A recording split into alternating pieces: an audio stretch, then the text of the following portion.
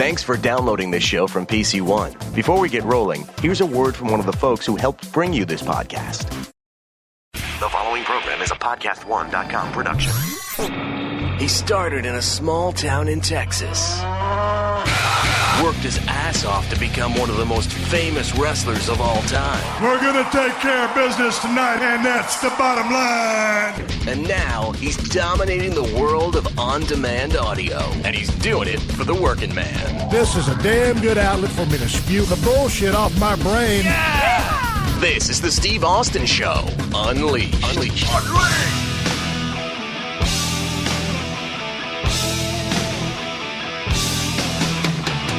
All right, everybody, welcome to the Steve Austin Show. I am coming to you from the mean streets of Los Angeles, California today.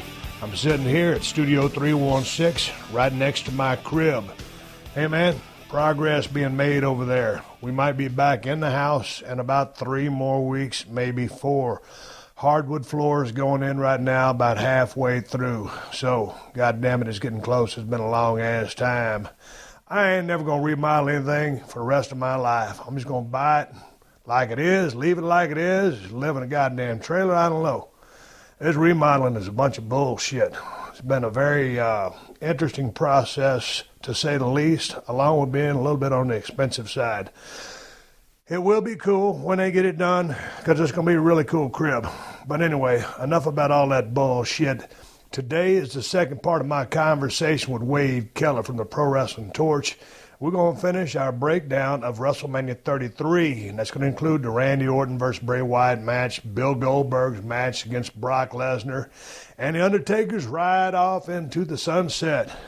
But I asked you guys to let me know what your thoughts were about WrestleMania, and I got a couple of emails that I'm going to read to you that you guys sent me, and 1 or 2 of them might or might not be WrestleMania related, but I asked you guys to send me some emails, and you sent them in.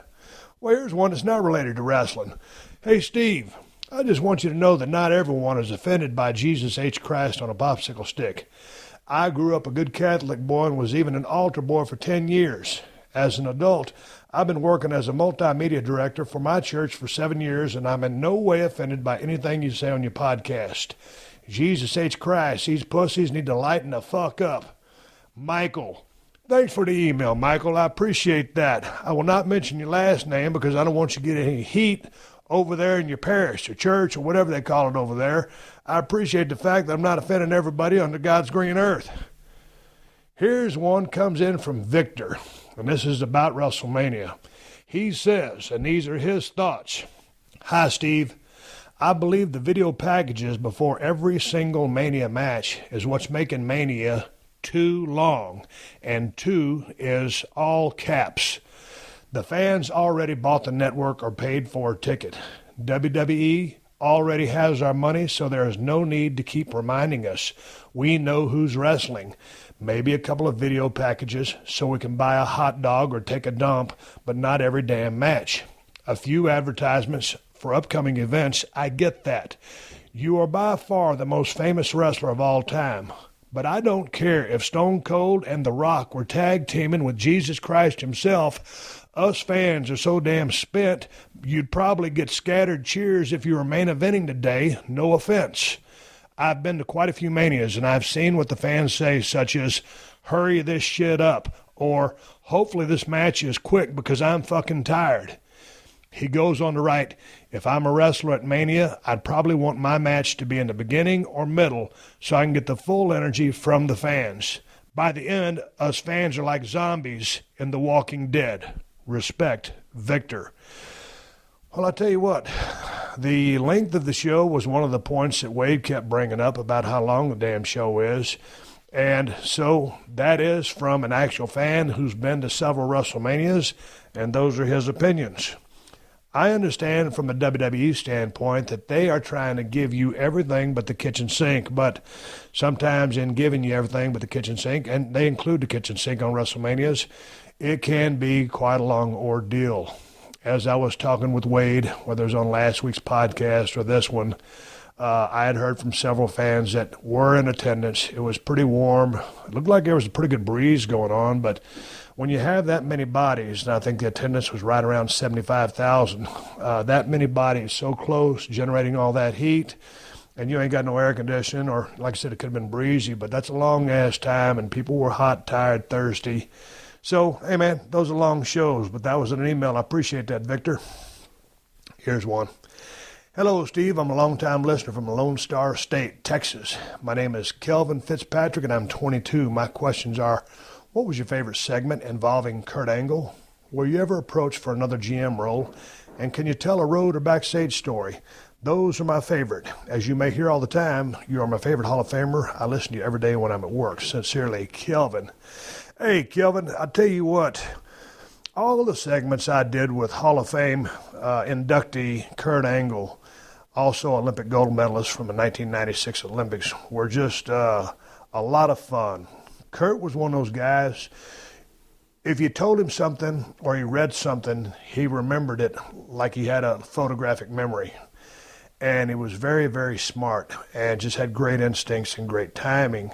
But my favorite Kurt Angle story, or one of my favorite moments with Kurt Angle, was at a house show in Fresno, California. And Kurt always gets mad when I tell his story. Well, he laughs about it. He doesn't get mad. Anyway, we all know what a world-class athlete Kurt Angle is. And the intense training, all the training logs, all the video logs that he did on his journey to the 96 Olympics. I mean, this guy is one of the best athletes ever. So anyway, we're in Fresno, California. I'm working with Kurt Angle in the main event. I can't remember what year it was. I was pretty damn hot. It was probably 97, 8, 9, whatever it was. Shit, I can't remember when he broke in. We were lighting Fresno on fire in a barn burner of a match at a house show, and goddamn, I looked down and Kurt was huffing and puffing and kept huffing and puffing, and I looked down again, and fuck, he was turning purple. Fuck, Kurt Angle was so blown up. He was turning purple. I had to pick his ass up. I said, goddamn, what the fuck's wrong with you? Send him in the ropes, knock him down so he could catch a breath of fresh air. And I always told Kurt Angle, God damn it, I guess if I blew your ass up in Fresno that bad, by proxy, that means if I would have went to the Olympics in 1996 and competed in wrestling, I would have beat your ass for the gold medal and you would have won the silver. But it was one of the proudest moments of my career. Out of all the titles that I've won, all the cool things that have got to do with Stone Cold Steve Austin, one of my proudest moments was blowing up a straight-up shoot gold medal Olympic wrestler in Kurt Angle, and I blew his ass up big time. And I think that was the only time in the history of Kurt Angle's wrestling career that he ever blew up. But I was there, right there in the middle of it with him in the squared circle, and Stone Cold Steve Austin blew up a gold medal winner. Kurt Angle, I never, ever let him live that down. Here's another one for you. This is from Matt Davis.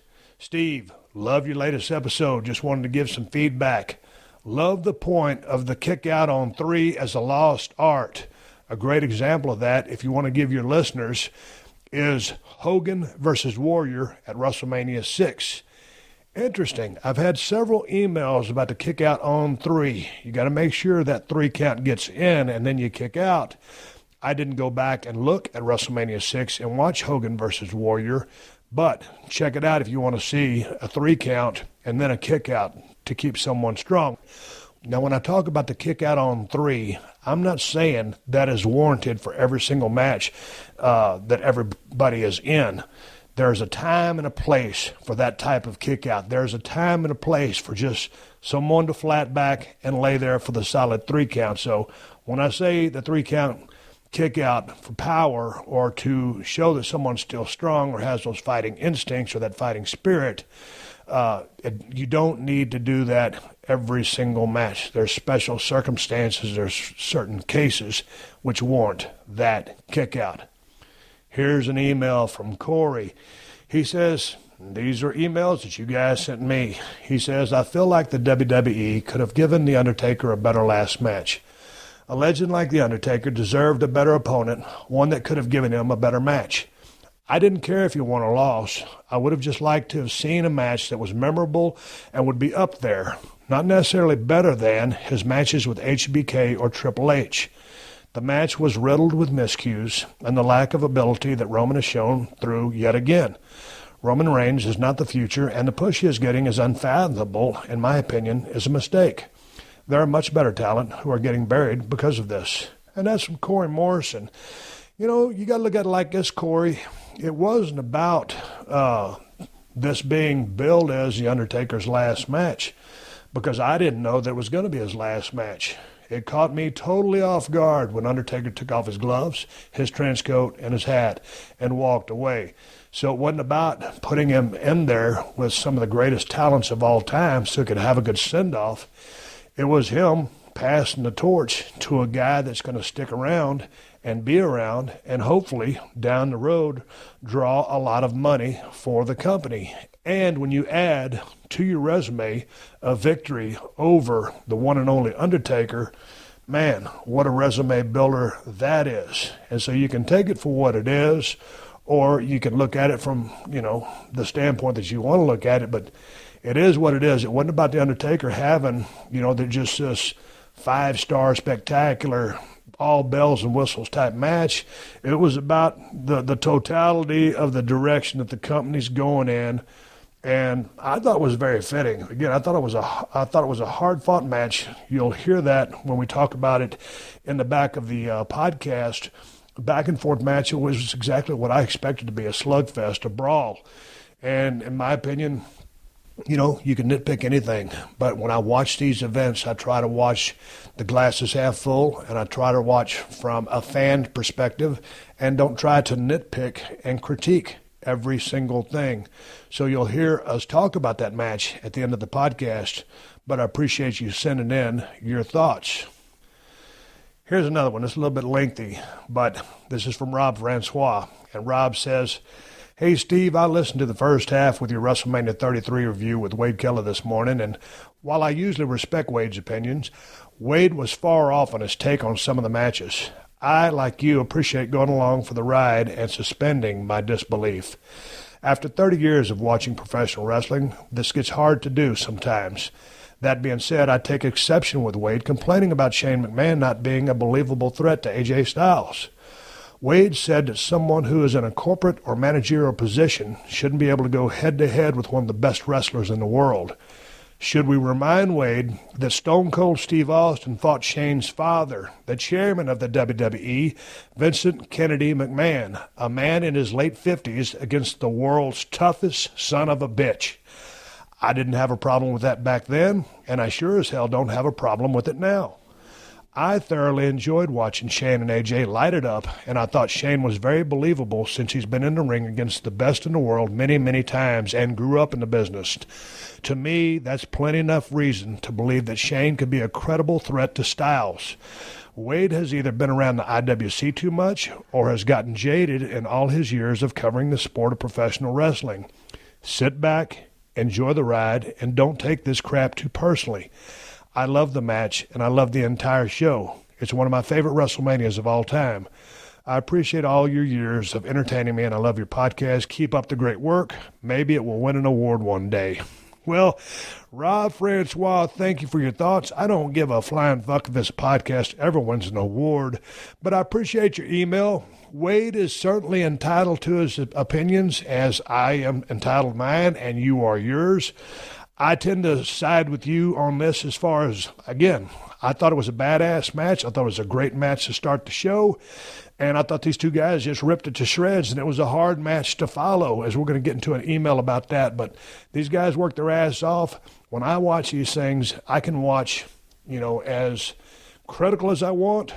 As a guy who's never really left the business, I don't wrestle anymore, but I'm still a student of the business, and a guy who got to a very high level in it, so I have my understanding and my take on things. But I choose to watch as a fan, and I want to go along for the ride.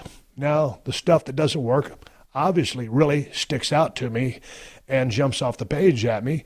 But again, I want to see the guys and the girls go out there in that squared circle, 20 by 20, tell their story, have fun, take you on a ride, and enjoy it.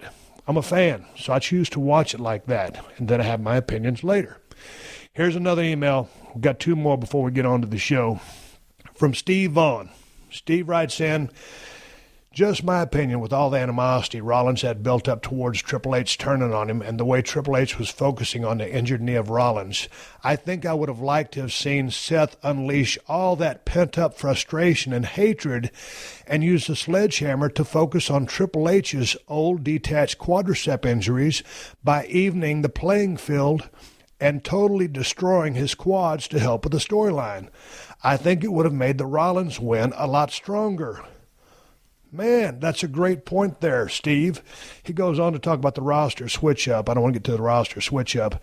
But, yeah, the match could have been a little bit shorter and had it been a little bit more offense-centric towards Rollins to help him in that rage in his quest to totally destroy Triple H. And I think Triple H was billed as the creator and the destroyer. I think that's a great point. I thought, whether it's just shining Rollins up, by running from him, high spots that he ends up coming out on top, him just using fist and boots, whooping ass, that's a great point. To use that sledgehammer to extract the revenge by going to work on that quad and, like you said, evening out the playing field. That's a great point. So anyway, Steve Vaughn with a pretty damn good email. Good point. Lastly, before I get into the body of the show, this is from Aaron Stocks. Hey, Steve, I just started watching WrestleMania. A little later than most will have watched it, so I don't know the general feeling out there.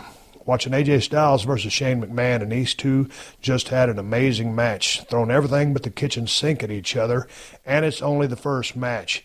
I can't help but feel the rest of the show is going to struggle to follow it. My question is, do you think that in this day and age when everyone is working so fast and over the top, those in charge should put more thought into what they allow guys to do in their matches earlier on the card so that the matches later on can come across as more exciting? Big love, Aaron from Sheffield, England. Thank you, Aaron, for the email. Big fan base over in the UK. I appreciate y'all's support over there. That's a great point. And, that goes from just way back in the day when I started wrestling in 1990, and I went down to Tennessee and Dutch Mantell was booking, and I was going out to work my match, and we was jerking the curtain. I was working with a guy working in a hood, and Dutch came out there and he said, hey, man, just listen to him. So you guys go out there, give us 8 or 10 minutes, go home, and get the fuck back here. And so he didn't want us to go out of the ring. He didn't want us to use any tables, no chairs, no bullshit, no gimmicks, no concealed weapons, nothing. Just have a match.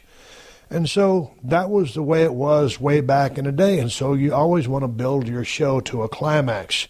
And so, man, when you got two guys out there, on the first match, ripping it up like they did, the East Coast thing, whatever Shane does, the coast-to-coast thing that Shane does from one turnbuckle to the next with that trash can, all the great stuff AJ does, the stuff on the desk. You want something to start the show off with great energy, and, at WrestleMania, you want to let guys just kind of go hog wild and go crazy, but it can make it difficult for the guys following you to have their match. So you make a great argument there, but I think WrestleMania is so much about the spectacle and the totality of all the matches and just everything but the kitchen sink being presented to you. Sometimes that gets lost. And, man, when you have a performer like AJ and a special attraction, I would say like Shane to come out there and do this match, you got to give them leeway to play a little bit, have some bells and whistles. Sometimes you got to draw the line somewhere, but you don't want to hamper or hinder what they could do. Just left to their devices of just having a straight-up wrestling match would have been pretty hard. Obviously, they could have done it. Shane's a hell of a hand. AJ's one of the best in the world. The match wasn't unfollowable. You're talking about the entire company and all those bodies in there, all the names. Some of the ladies get crammed in the matches where they don't have enough chance to really shine, but we're talking about the building process as we get to that main event.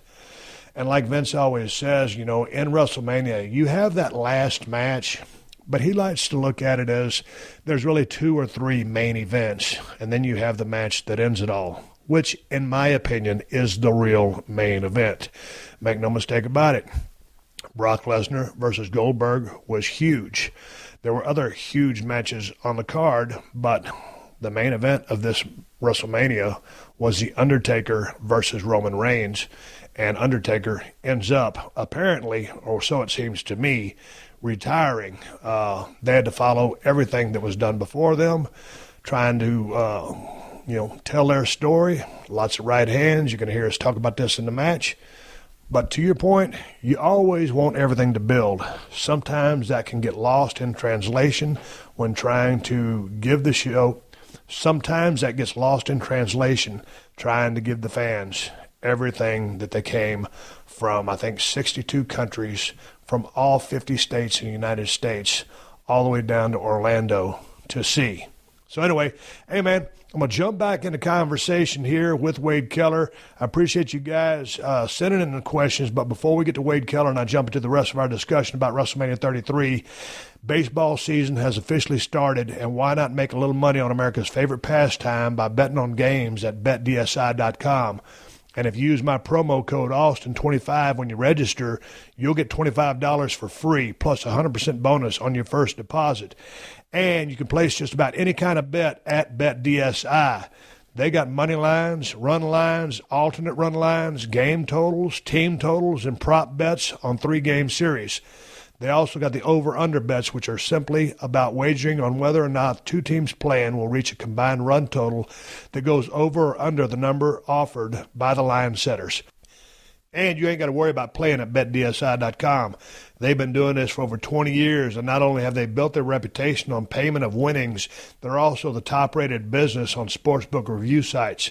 And right now, when you register at BetDSI and use my promo code Austin25, that's my last name and the number 25, you'll get $25 for free and a 100% bonus with your first deposit.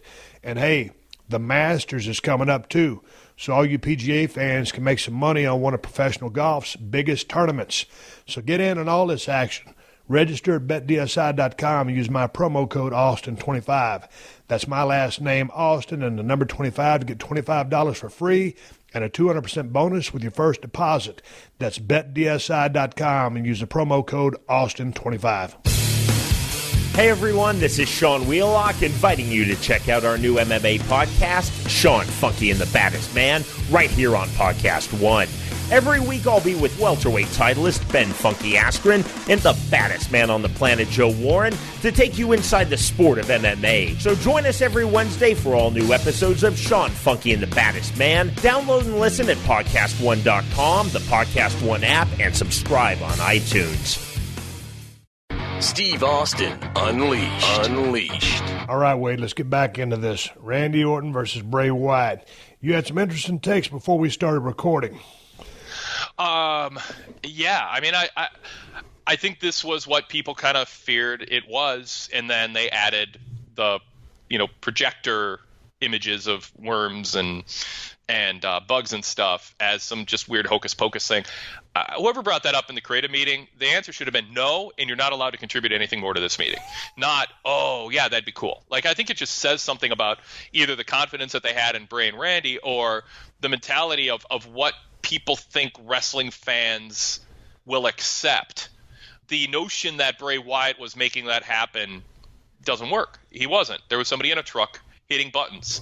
And so you have to have the idea that Randy's going to be scared because somehow this is some magic trick.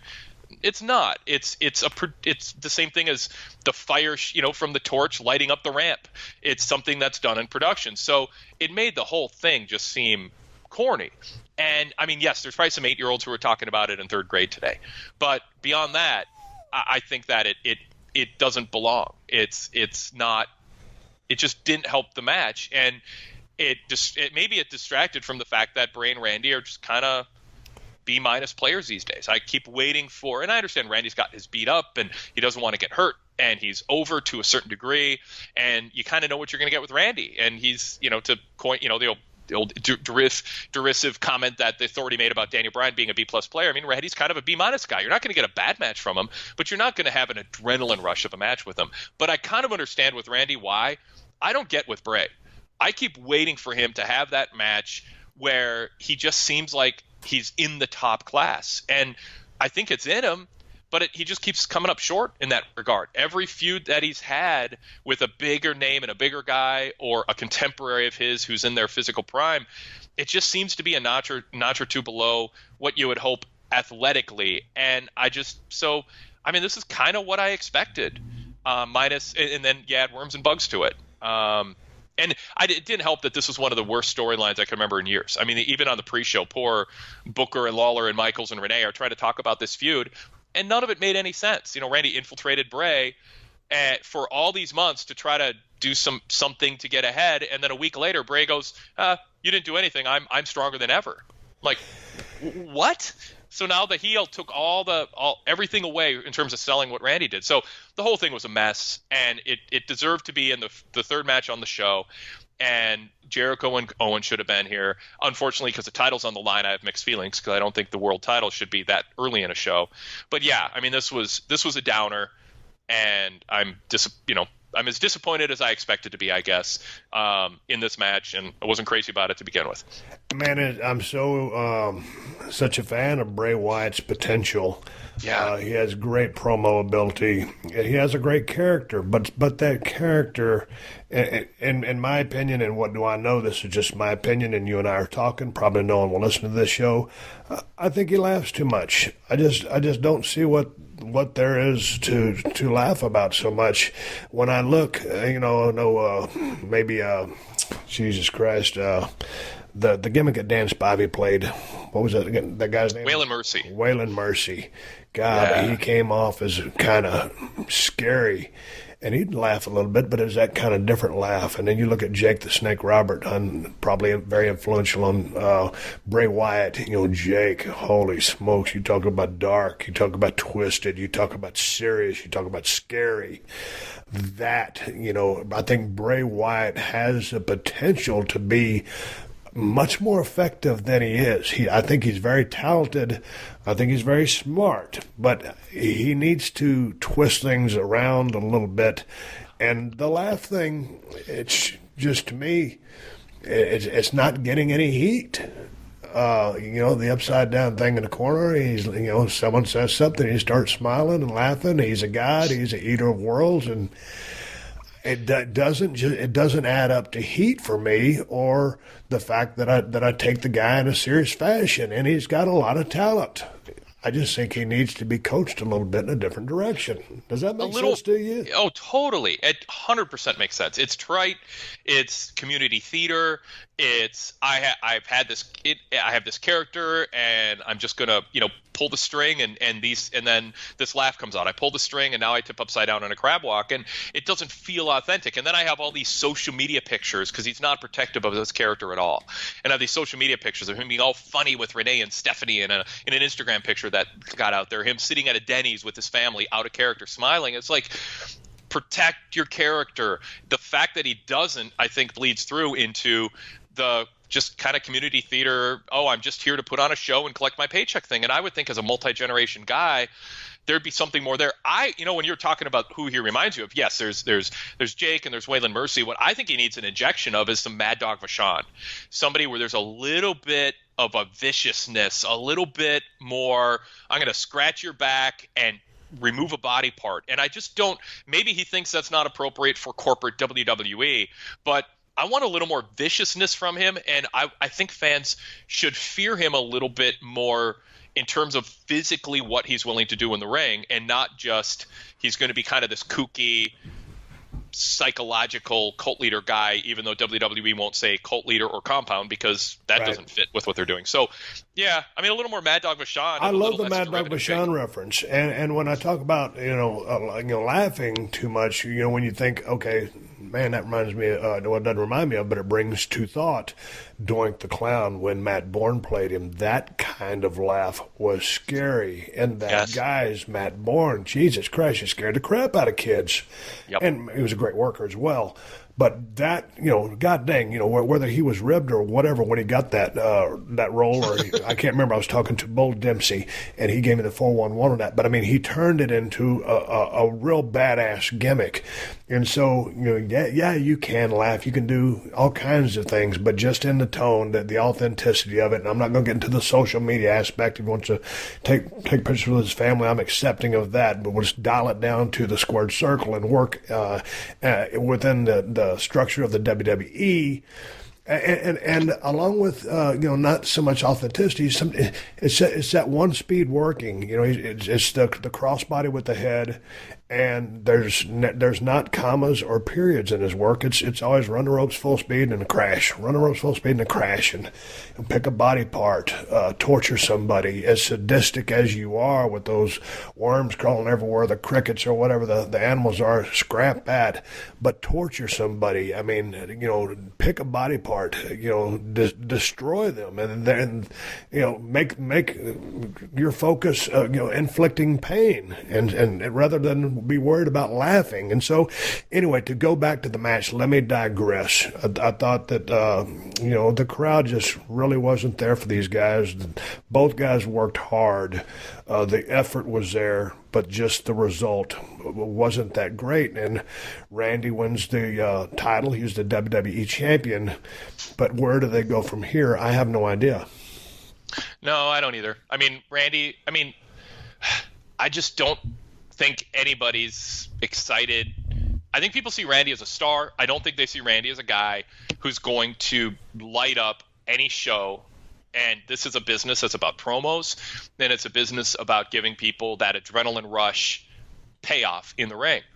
And Randy's not doing that these days. And so he's valuable, but not to be your world champion. So I'm kind of expecting and hoping they transition to something else, because again, I respect Randy and I know what he's good at, and I don't mean to discount that, but I don't think he's at a point where he should be the centerpiece of a brand. And I just don't think in this era with the TV time to fill and the big payoff pay-per-view matches that people are paying to see Randy's matches anymore in that way, in that spot. And and discussing this match, not crapping on either guy, I'm dissecting it, we're discussing it.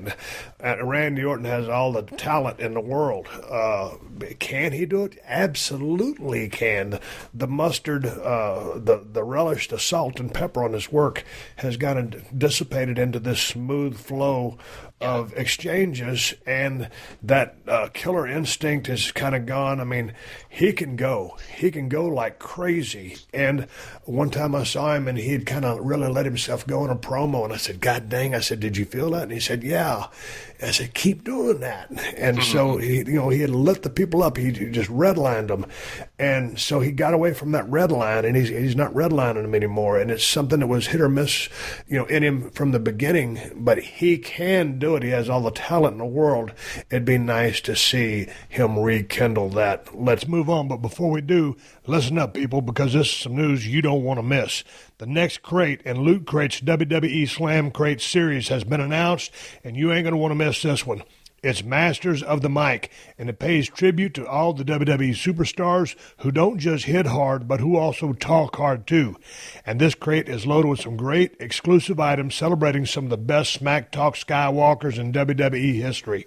So sign up at lootcrate.com/unleashed by April 15th at 9 p.m. Pacific Standard Time so you don't miss out. Because once this crate is gone, it is gone. And like I said, it's got some great items you'll only find from Loot Crate.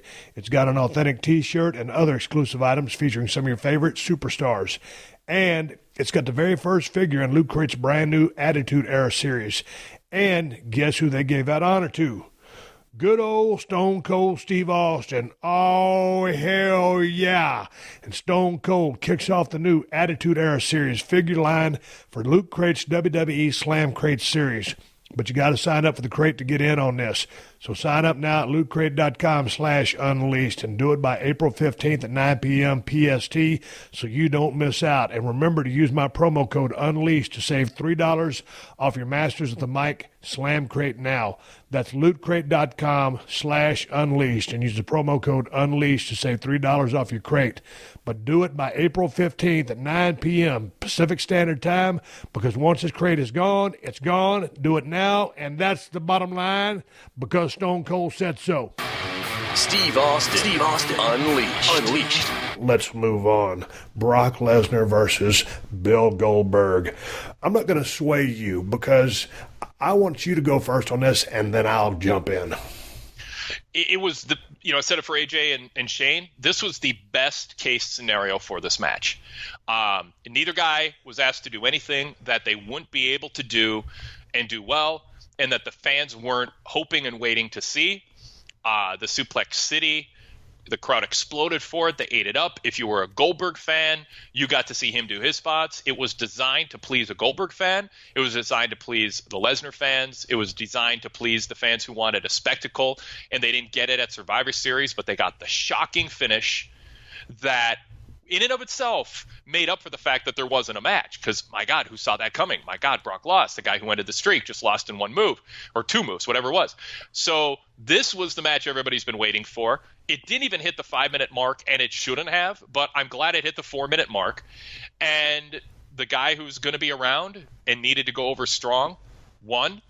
And the fans did not reject this match, because I thought it was meticulously and masterfully booked and executed to avoid any chance of the fans turning on it, either because it was too short or too long or too ambitious or not ambitious enough. The word that comes to mind with this is sweet spot. It hit the sweet spot of what these two at their age in 2017 in that spot on the card could do. Your thoughts? I thought it was absolutely perfect. I just loved it. Everything about it. I mean, these two guys, Brock Lesnar and Bill Goldberg, are not rocket scientists. They're not scientists. They're not wearing lab coats. You've got a Neanderthal caveman versus a Cro-Magnon caveman with high intensity. I mean that as a compliment, because both guys are friends. Totally, yeah. God dang. Where else is that a compliment? But yes. Yeah, exactly. I thought it was spectacular. It was. I was thinking, God dang it, can Bill go 6 or 8? Because I was thinking maybe they're going to try to go 6 or 8, because remember, this is Mania, and they went about 30. They went about a minute and a half, give or take, in those first two extravaganzas, and they were setting up. They were making Bill. And, Brock was along for the ride, as he should have been and was, and it was perfect. And so to go out there the way they did this, bam, a couple of suplexes and that spear out of nowhere, holy smokes. And they just had the camera on Brock when a spear came out of nowhere, and from then, I'll use my 1 4-letter word, the shit was on. I just thought the pacing was perfect, the delivery was perfect, the body language, every single thing. And you could see Brock's big ass towards the end. I thought he was just going to snatch Bill up and just really deliver that F5 with a little bit more mustard than he did. And God dang, when you look at the pace these guys set, for as big as they are, for what they did, taking those blows, because believe me, taking those Germans ain't easy. And those spears, when Bill's bringing those spears, those ain't no walk in the park either. I thought they destroyed each other, and I thought the match was absolutely perfect. To your point, the 4-minute mark, give or take whatever it was the magic spot, and the crowd responded accordingly. People were jumping up in the air. They were doing the yes thing, and they bit hook, line, and sinker on everything that these guys delivered, and that's all they needed to deliver was 4 minutes of pure bell-to-bell whoop-ass. And this is where the star rating system doesn't even work. I mean, how do you give a match this limited that goes less than 5 minutes like 4 stars? Like, you can certainly justify it on a lot of levels, and then on another level, you're like, it just wasn't long enough. There wasn't enough to it. It just this is a match. It's sort of like Shane Styles too. It doesn't really fit the star rating system. It has limitations. This was a match that absolutely was what it needed to be. It wasn't AJ Cena. It wasn't a classic in that way. But you're right. The crowd jumping up and down with their hands in the air. It was the first time they did that since the Hardys. Since the Hardys came out, and since Matt grabbed the belts and celebrated with Jeff. There was the first time in the show, and it had been a long time between. But they had that energy for this match. And Goldberg did what he had to do. He looked the part. He talked about how grueling it was to look the part at his age. But Brock's facial expressions and the subtle things that he does are so masterful and so talk about Bret Hart. Brock is authentically Brock, and he knows who he is and what he is, and he is unabashedly that. We don't know that with Seth yet. Going back to Seth, we don't know what authentic, unabashed Seth Rollins is. Gotcha. We do with Lesnar. He shined here, and the spear of Goldberg into that timekeeper area was delivered what it needed to, but it was those signature spots in the ring that are so over. And the kick out and Goldberg's reaction when it didn't work, when the jackhammer didn't work when it had before, and the leapfrog. Tremendous. Didn't see that coming, and he jumped. Yeah. He's got about a 40-inch vertical, Jesus. But the way he leapt up there, didn't see it coming. Just a perfect takeout spot for Bill. It was awesome.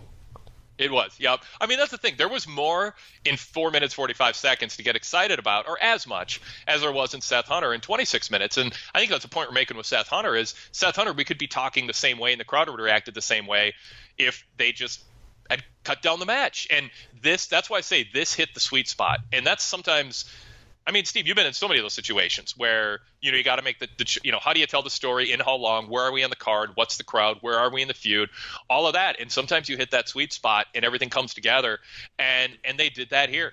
And it was. And when you think length of time, or versus, or along with stars, or how do you rate this, or how do you judge it? What do you compare it to? You don't. You're trying as two performers and the company in general, and telling this story, which was told wonderfully. How are you going to affect that crowd? Did their performance affect that crowd? Yes, it did. Not a single sumbitch was on their seat at the end. Everybody jumped up, and they were happy that Brock won. Actually, it'd have been funny had Goldberg won. I wonder if they would have booed, because everybody knew it was Brock's time. It was Mania. Brock's going to be there down the road. But did they affect the crowd? Yes. Did the crowd buy in hook, line, and sinker? Yes. Did the people react? Yes. You can go out there, you can do all the scientific stuff, all the little technical moves, and if the crowd ain't buying, you ain't done what you needed to do to get them. They did what they needed to do, and I was worried. I was thinking, God dang, Bill, but like I said, both guys are friends of mine, but can Bill weather this storm that Brock's going to bring? And going back to WrestleMania 20 at Madison Square Garden, I was there front and center. These two badass individuals, and just quite frankly, they know it. I know it. The world knows it. This shit didn't go good that night, and it was terrible. All these years later, didn't even think about that, and I didn't even think about that. I was just wondering in the back of my mind, and I was just watching, as I said earlier in the podcast, as a fan, and watching my two buddies go at it, and they crushed it. I loved it. Going back to 20, did you have a sense that they had a sense that it could go that badly? I don't think there was a sense of how bad it could go. I think it was both guys were leaving, and neither one really, had plans for the match, or just, I don't want to say they didn't care, because that would be irresponsible of me, because I didn't say, hey man, what happened? Did you not care? So I don't know why that match went so bad. It just didn't go good.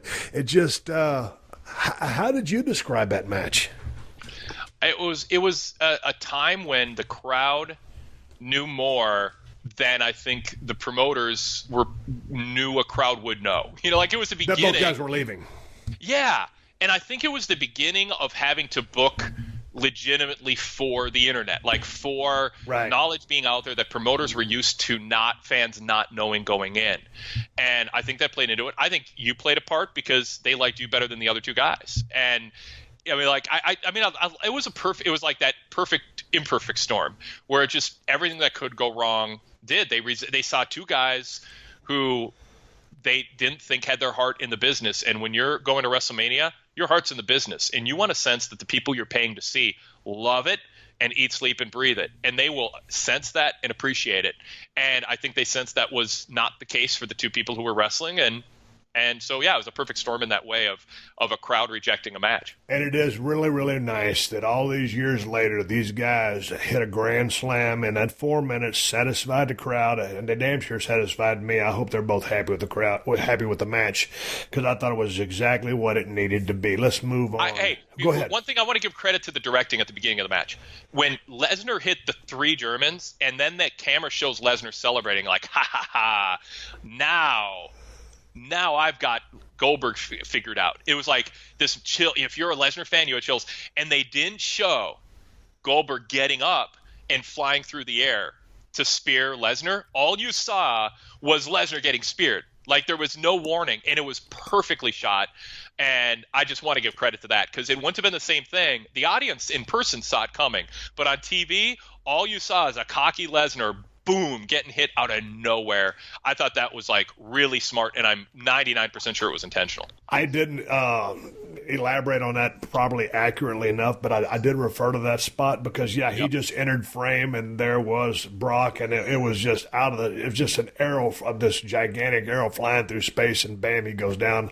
Impact was like quadrupled or tenfold just because you didn't see it coming. Like you said, the crowd saw it. Had they been shooting this thing wide, old school style from the 70s or 80s, you would have seen it, but the way they shot it, you didn't see it coming. It just maximized the impact and the effect.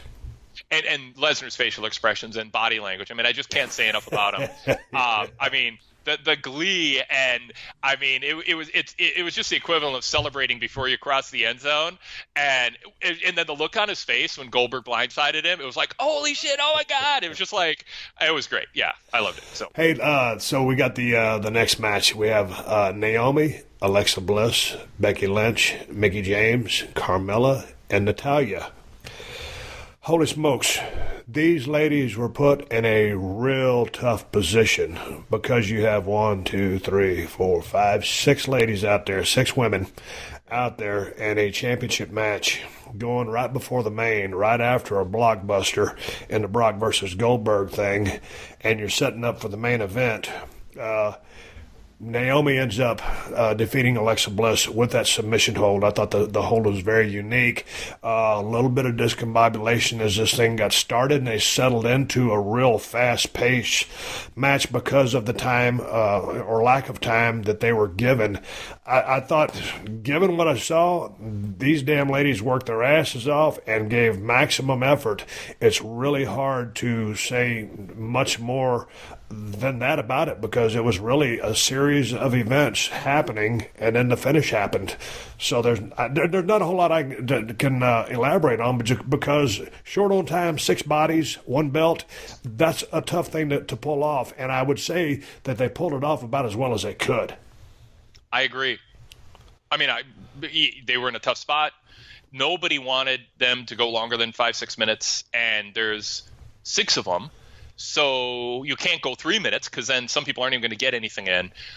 So yeah, I mean, it was a rushed match that they managed to not make feel like it was rushed. It was a come down off of Goldberg Lesnar. With the work that they did on the SmackDown brand, any 2 of them should have had a one-on-one match that was given the spotlight and a chance to shine. There just wasn't space for that on the show, and so they did the best with what they had. Yeah, I mean, I kind of forgot it was there when we were moving on from Goldberg Lesnar. But in a way, it served a purpose. It brought the fans down a little bit before the main event. But then when you start talking about, the order of the card, or this person in the pre-show should have been on there, and then all of a sudden you have these 6 bodies, these 6 people here. It's like, man, all of a sudden you start building that card and the names start filling up and you're trying to get them all in a match. And so then you put 6 women in one match to make sure they make the show because, the women's movement is happening so well, these title matches, and they're doing good business with them. But God dang, it'd been nice to see one-on-one there, one-on-one. Yeah. And 4 of the women going to have to sit out. But it would have been nice to just see a good straight single. Oh, I agree. There's a reason people buy lottery tickets. They're willing to give up $1 in order for the possibility of getting everybody's dollar. And I think with the women in the division, there's more value in having a one-on-one match than everybody splitting, 6 ways the glory that comes with being on WrestleMania, because then nobody wins. Everybody just everybody gets $1. Nobody just wants to win $1. You want to win a big grand prize. Have the if the timing doesn't work out and somebody's off the show, so be it. But I think there's any two of them deserve to have a one-on-one match, and that would have been more important than whatever all six of them got out of all getting to be on the show. So anyway, the six women, a little bit of time, one title on the line. Naomi, the hometown girl, wins the title. It's a feel-good moment, cool entrance. Ladies worked hard, but they were short on time, and that's all I'll say. Hey, man, I need to take a quick pause for the calls and thank another sponsor who let me do this podcast for free twice a week, and that's Nature Box. Nature Box makes snacks that actually taste great and are better for you. They're made with high-quality ingredients that don't have any artificial flavors, colors, or sweeteners. And they got something for everyone. They got snacks like Nutty Power Clusters, dried mango, and dark chocolate almonds. They also got gluten-free snacks and vegan snacks. And Nature Box recently improved their service. Now you can order as much as you want, as often as you want, with no minimum purchase required, and you can cancel anytime. So go to naturebox.com/unleashed and check out their snack catalog. There are over 100 snacks to choose from, and they're always adding new snacks too. Just choose the ones you like, and they'll deliver them right to your door. And if you ever try a snack that you don't like, Nature Box will replace it for free. And right now, you'll save even more. Nature Box is offering 50% off your first order when you go to naturebox.com/unleashed. That's naturebox.com/unleashed for 50% off your first order. naturebox.com/unleashed. If you're in the market for a car, then you need to check out TrueCar.com and the TrueCar app. TrueCar gives you the price and information you need to feel confident about your purchase. When you register with TrueCar, you'll see what other people in your local market pay for the car you want. From there, you can connect with a local TrueCar certified dealer and enjoy a more confident car buying experience. TrueCar shows you real pricing on actual inventory, so you see competitive pricing offered to you by TrueCar certified dealers for vehicles that are actually on their lots. TrueCar makes car buying easy, no matter if you're looking for a brand new or used vehicle. There are over 500,000 pre-owned vehicles available from TrueCar certified dealers nationwide. And there are over 13,000 TrueCar certified dealers. And over 2 million cars have been sold to TrueCar users by the TrueCar certified dealer network. TrueCar users save an average of over $3,000 off MSRP. So when you're ready to buy a new or used car, visit TrueCar.com or download the TrueCar app to enjoy a better car buying experience. Some features not available in all states. This is Steve Austin Unleashed. Hey, man, god dang. Before we talk about Roman Reigns and Undertaker, go ahead and get your stuff in. Okay. PWTorch.com is my website. Check it out. You can read my report on Raw and SmackDown every Monday and Tuesday live. I've got a lot of columnists and contributors, breaking news, and all that good stuff. Same with pay-per-views. Our podcast is on every day, and you can check our schedule at pwtorchlivecast.com. I host it 4 days a week. If you enjoy this conversation with Steve, you'll enjoy my show. We do a show right after Raw, right after SmackDown, midweek Wednesday show, and then I do an interview every Thursday. And I think you will very much enjoy it. So look for us on iTunes. I think we're the top search return for pro wrestling on Stitcher. So we're everywhere. That's PW Torch Livecast, and we'd love to have you as a regular listener. So check us out. Here we go. Let's talk about Roman Reigns and The Undertaker. And god dang, Jim Ross came down to do the announcing on this match to join Michael Cole and JBL. And, man, to see Jim walk down that ramp after what he just went through with his wife passing, it was just... It was good to hear my friend on the horn again calling a match. I can only imagine how he felt. He went down there, he fulfilled his appearances and did some the commentating for this match we're about to speak about. But boy, my heart sure went out to Jim, still does. After everything that he went through, did you expect to see him there, Wade? Yeah, I mean, there were some reports out there that he'd be there for Undertaker's presumably last match. This has been talked about for a while. It was not a last-minute move. No, it wasn't a last-minute move. It's just... But we wanted to keep it quiet. I was expecting to come out, and I was really happy for him. I mean, a week ago, I was Jim was on my show just a few weeks ago, and he's a regular guest on my show, and it's just like his love for wrestling is there. He didn't hint that he was going back to WWE, and then a week ago, just communicating with him privately a little bit. I know how devastating losing Jan was to him. My heart was absolutely. It just so. Words can't describe it, and nobody should have to go through what he's going through, and so the fact that I want to say this carefully, but I think the fact that WrestleMania was, just a week or two, WrestleMania weekend was a week or two later, gave him a chance to just get away from the sadness and to just reimmerse himself in something that is a passion and a love, and to be able with this timing to be around so many people who feel a bond with him, know him, love him, support him, and for him to be able to be immersed in this again, surrounded by a support group, I think worked out well for him. I think he was probably ready, maybe ready for it. Whereas if it was all this happened last weekend, he might not have been ready. And for this to come back to WrestleMania and call Taker's last match, I'm sure it was bittersweet, but I was really happy that they were able to make that happen. Okay. Tell you what, your thoughts on the match? I feel like Taker looked like somebody who was past the time that he could put on the match that his pride would want him to put on. I think that he gave it his all, and in a way it's a fitting end, because I don't think anybody's going to look at this match and say one more match to Taker, because he left it all in there. But it came across... I don't think the crowd knew how to take it. You have two baby faces against each other. Obviously, huge portion of the fan base doesn't like Roman. That doesn't make him a heel. It makes him a rejected baby face. And because he's framed as a baby face. He's talked about as such. He's, and all that.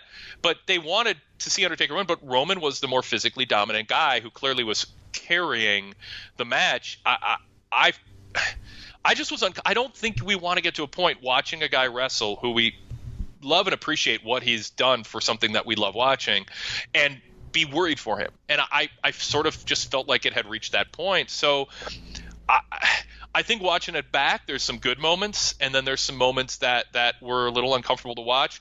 Ultimately, would Undertaker Hunter from, 5 years ago have been a better final chapter for Taker, and he would have ended on this hot streak of great matches? Probably, but that was, $5 million in payoffs less or whatever, if he did that. So yeah, it was a little bittersweet to have that be the match that he goes out on. I'm on the edge of my seat. I'm kind of curious what you thought, Steve. They went 23 minutes. I want to stop talking and hear you. Well, I got what I thought I was going to see. And when I saw Taker come into the ring, I'm looking at a guy that I've known for a long time, got a whole lot of respect for. Had one of my first matches with in Dallas, Texas, when I stunk out the joint because I couldn't hear the calls. So I've known Undertaker for a long time. We don't call each other, we don't text each other, we don't ride together, but he's a friend. And when we see each other, we shake hands, and it's just like old times. I saw him walk down the ring, and I didn't know he was going to retire after this, but I saw him walk down the ring, and I'm just thinking to myself, man, how is this guy doing this? He's 6'10", he's almost 7 feet. When you got to understand, I've talked about this over and over before on my podcast. I was 6'2", 250, 260. Hey, man, I was a hard bumper. But those guys, those longer guys, from a physiological, kinesiological, anatomical level, the longer you are, just the more beating your body takes. And he's one of the toughest guys in the history of the business, and had one of the greatest runs in the history of the business, with one of the greatest gimmicks / characters in the history of the business, and a stand-up guy. And to see him walk down that ring, I didn't know it was going to be his last shot. So I was expecting this to be a slugfest. It was going to be a brawl, a lot of right hands, and I knew there was going to be a desk or two. And sure enough, that's what happened. So I watched the match when it happened live. And then I watched it again this morning when I watched the show. And when I watched it last night live, I saw the finish, and I turned the television off. Mm-hmm. All I saw was Roman Reigns go over after, they had that botch towards the end. That was unfortunate. You really hated to see that, because I know they really wanted to pull that off, and they couldn't. They covered and continued like two professionals. So anyway, the match was exactly what I thought it was going to be. A lot of right hands, and, just, two guys dressed in black and two guys working baby. And that's a hard formula to work with, to start off with. So anyway, I watched it again this morning, and then I saw the end of the program. Well, hell, after Roman Reigns gets to 1, 2, 3, he leaves. Undertaker is laying there in the middle of the ring forever, and he finally sits up. And then it had reminded me of the sit-up that he, tried to get up during the match and fell over again on his side. And I was just thinking, gosh, this is that old gunfighter. And after slaying so many people, it's time to just ride off into the sunset. So I thought the match was exactly what it was, whatever you think it was, or anybody that saw it thought it was, a brawl, some neat table stuff, and then, the finish. But I thought, by the way the show went off the air, when I saw The Undertaker take off those gloves, because I haven't been on, social media, hadn't been on the internet, hadn't been on anything, so I didn't know any of this. I saw him take those gloves off, and then his jacket off, and I saw him lay that hat there, and then so in its totality, his retirement coming at the end of this badass, legendary gunfighter, fighting his last fight and losing and hanging it up, and then walking up that ramp, holding up that right arm forever, and then descending into the stage. I forgot about the match. Yeah. And the match was what it was. It was the end of WrestleMania. One thing that I took away from that match was that Vince always talks about making people smile. Mm-hmm. This time he wasn't trying to make people smile. This was paying respects to The Undertaker, who was riding off into the sunset, and he goes down in defeat to raise up Roman Reigns, doing the ultimate favor, and then riding off into the sunset. And so it became about the totality of his career, which we can't even begin to discuss on this podcast because we'd be talking for 6 days. And so all of that hit me, and that's what I took out of that match, that Roman Reigns just beat one of the biggest legends in the history of the business. The match had its moments. It wasn't a thrill fest. It was a solid story, and Undertaker gave it his all, and he's one of the toughest human beings I've ever met. So one word came to my mind as he walked off, or after he did the favors and then went down into the stage, and that was respect, spelled out in all capital letters.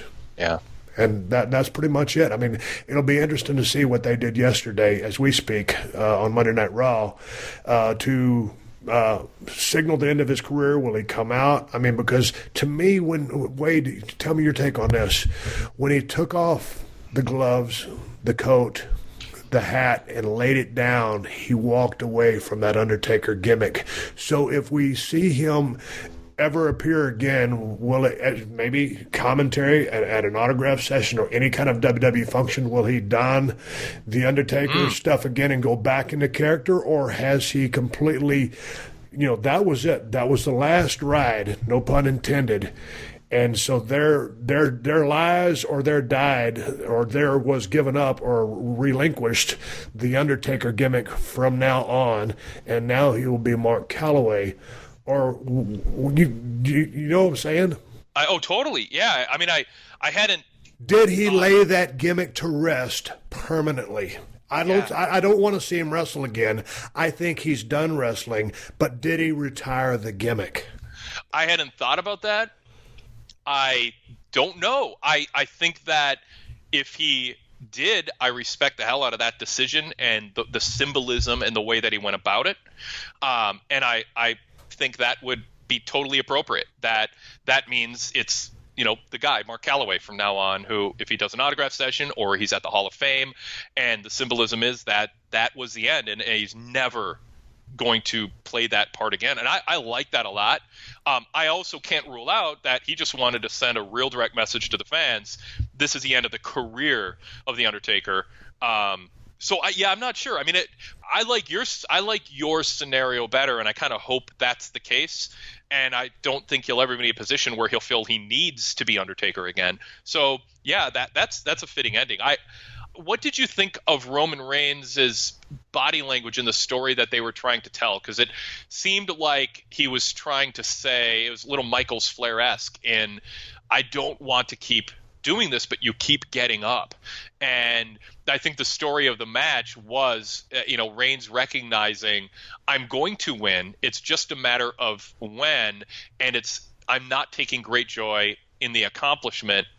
And Undertaker left it all on the field, all in the ring. Like every last thing he had, it went even further than Reigns wanted. But Reigns kind of had that look of, I have to keep going. I've got to win. It wouldn't be respectful not to. I have to just do what I got to do to finally put him down. I thought he played it as straight as you could. I thought he didn't overplay it. He didn't underplay it.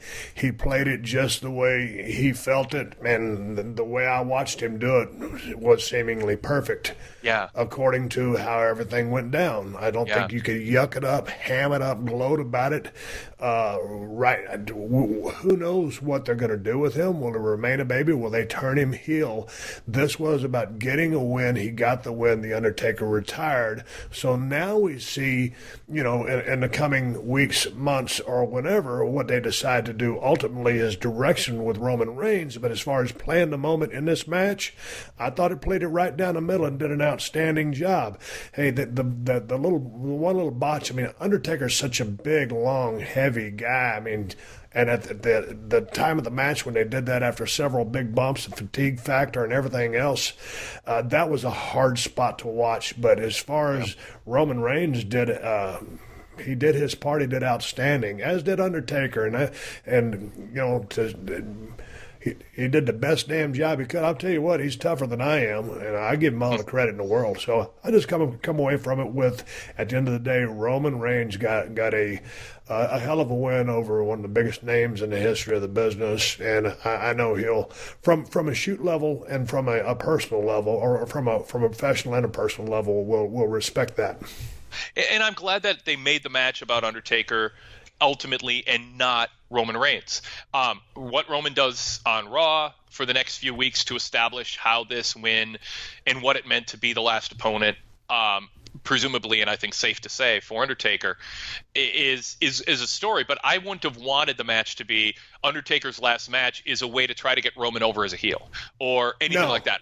I like that the story for Roman is what happens afterwards, but the story of that match was, yes, Roman was an observer and a participant both of Undertaker giving his last gasp.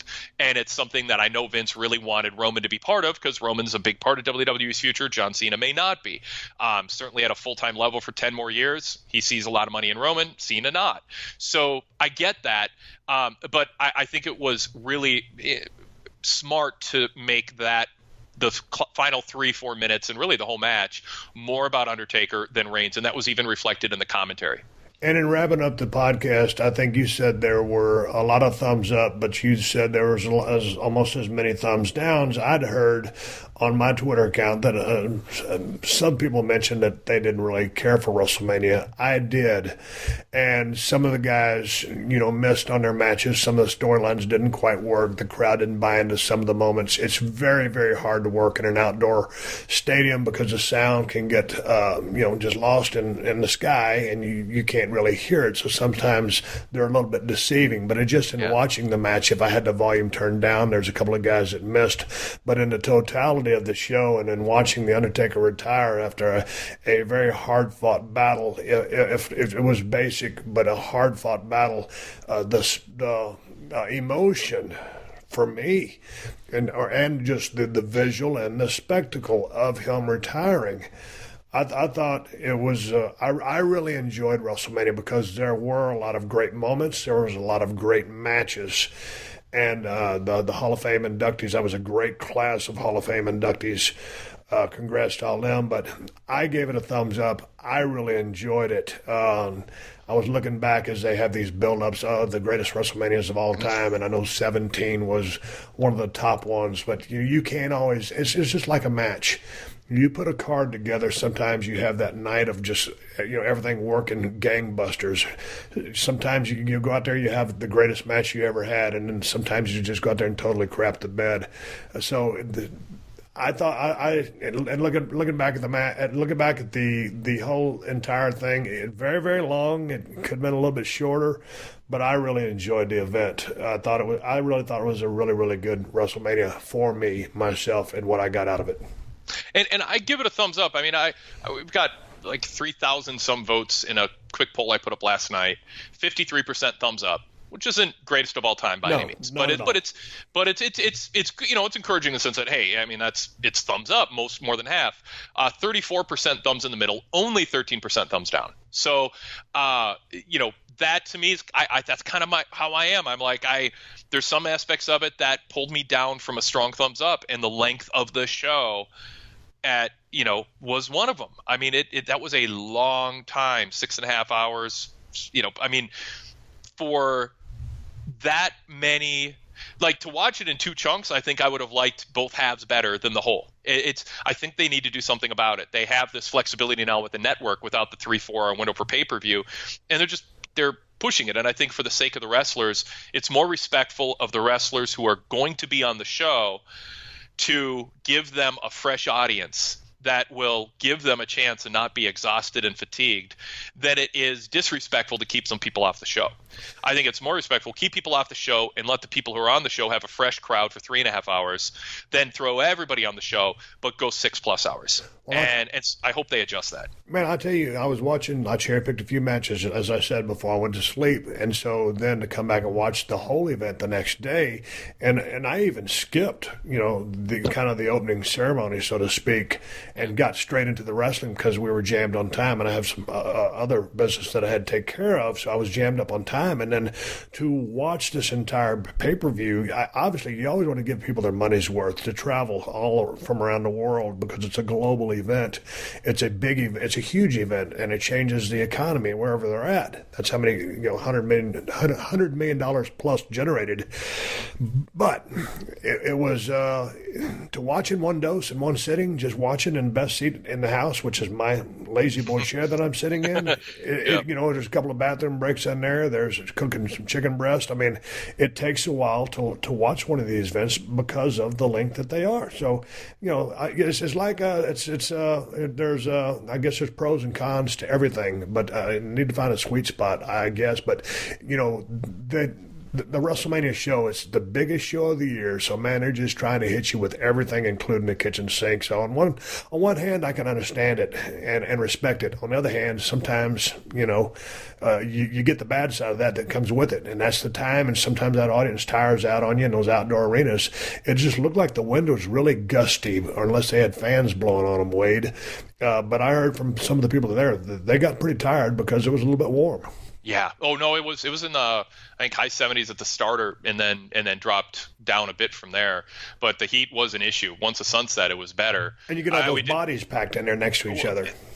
No, I know. No, absolutely. I mean, it's a long time to sit, even with, going to the concession stands and bathroom and stuff. I mean, wait, real quick, we ran a poll on it too. 36% said the length of the show was a big detriment. 34% said a small detriment.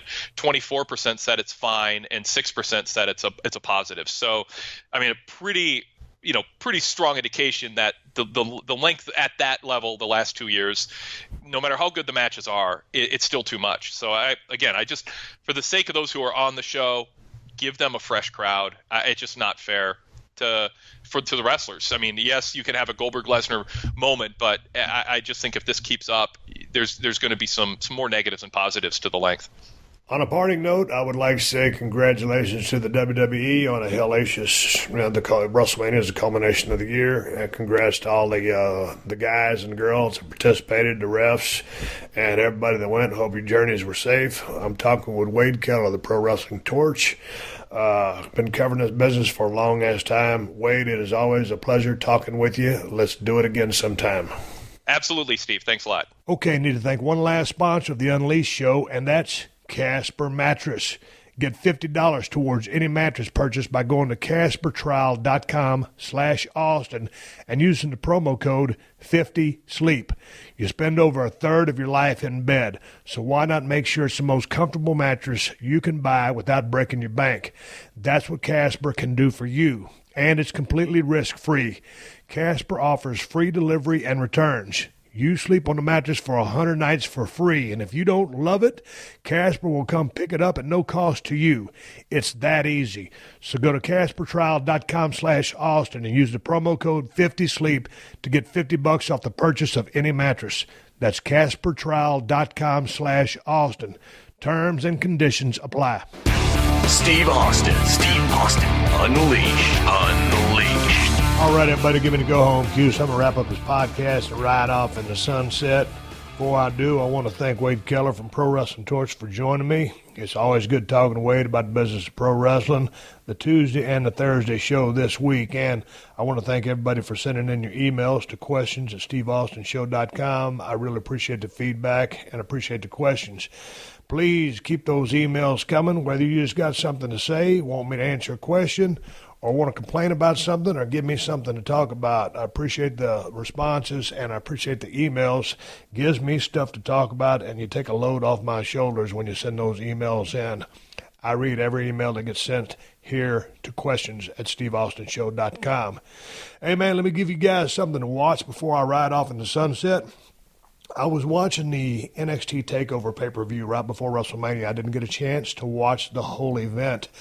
But what I did was cherry-pick one match, and that was a triple threat tag team match between Revival, Gargano and Ciampa, and the Authors of Pain. And I'll tell you what, that's a damn good match. Triple threat tag team matches can really be clusterfucks. I don't like triple threat singles matches, three-ways, whatever you want to call them, four-ways. I can't stand none of that shit, whether tag or single, especially working them. Watching them, that's a whole other thing if they turn out good. This one, in my opinion, turns out gangbusters. I thought all three tag teams worked their asses off. We've all seen Revival take on Gargano and Ciampa many, many times, and they always have these classic matches. These guys can work their asses off. I had never heard of the Authors of Pain. Turns out they're the NXT Tag Team Champions. They roll into this match, and who else than Paul Ellering? They roll into this match as the champions, and I'll be goddamned if Paul Ellering is not their manager. Holy shit, Paul Ellering has been around the business for a long time. I used to train, or try to train, with Paul way back in the day in my WCW days, because Paul was always extremely strong and trained his ass off. Very intense individual, very smart. And it was just real cool to see Paul pop back up on the scene. For those of you that knew Paul was with them, that's cool. But for me, it was a surprise and good to see him. Goddamn, man, Paul looks, hell, he still looks like he's 45 years old.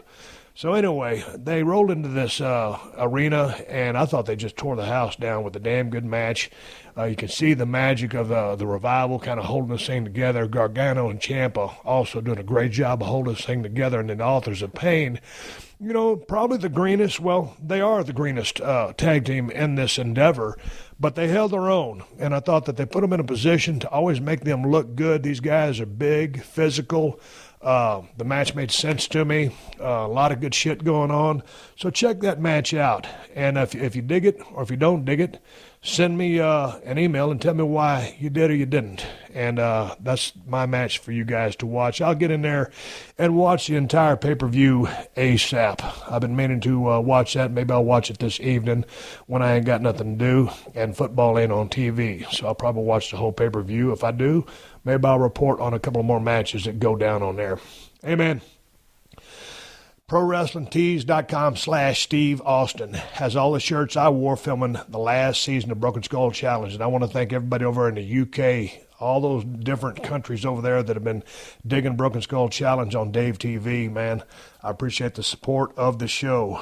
We'll see if we get another episode. We'll see if we get another season of Broken Skull Challenge. But all them T-shirts, they're at ProWrestlingTees.com/Steve Austin. And my beer is Broken Skull IPA. And you can find it at InsideTheCellar.com and see if they ship it to your state. If you're in California, you can find it at Whole Foods and Total Wines. And you can find everything that is related to me, Steve Austin, at BrokenSkullRanch.com, including the Cold Steel Broken Skull knife and the brand new Working Man's knife. Cold steel broken skull, a little bit more expensive, high-end, working man, a little bit more cost-effective, just as high quality. Very badass knives from Cold Steel Knives. And you can find this thing on Amazon or BrokenSkullRanch.com or ColdSteelKnives.com. Hey, I got to say one more thank you to all the sponsors of the Steve Austin Show. That's how I'm able to do this podcast for you free twice a week. And you can all find my sponsors at PodcastOne.com. Just click on the Killer Deals button at the top of the page, then click on the Steve Austin Show banner. And just a reminder that the Steve Austin Show is also a participant in the Amazon Associates program, and that's an affiliate advertising program designed to provide a means for me to earn fees by linking to Amazon.com. You can link to Amazon at PodcastOne.com by clicking on the Killer Deals button at the top of the page. Hey, folks, keep listening. The 60-second AP News headlines are coming up next. Until then, my name is Steve Austin, and I will catch your ass down the road. Download new episodes of Steve Austin Unleashed every Thursday at PodcastOne.com. That's PodcastOne.com.